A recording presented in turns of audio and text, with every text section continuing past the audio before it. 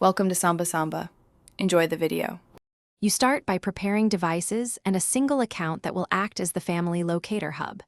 Turn on GPS and mobile data or Wi-Fi on each phone, then enable precise location permissions. Once done, pick the platform that all devices support, Apple or Google, and sign every family device into the same family group or sharing list. Make sure you enable two-factor authentication and give the locator app permission to run in background so positions update continuously without manual intervention. You now install and configure the chosen tracking app on each device, then sign into the family group. Grant persistent location access and allow background activity so updates aren't paused by battery optimization. Next, assign roles. One organizer can invite and manage members while others are viewers.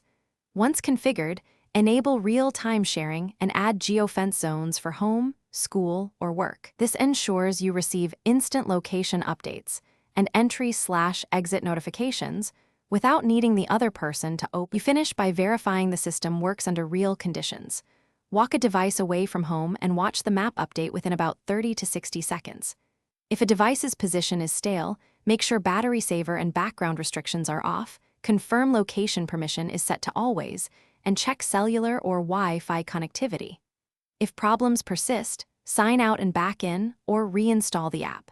And remember, if locating fails in an emergency, call the person or local authorities immediately as a backup. Thanks for watching. Consider subscribing if we helped you.